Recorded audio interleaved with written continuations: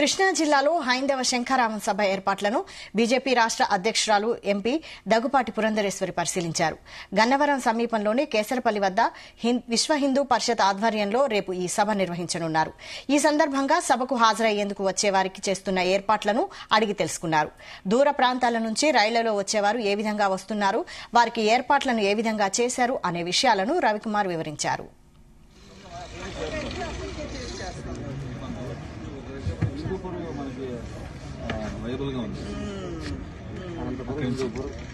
వాళ్ళకి బస్సుల కంటే చాలా బెటర్ కదా.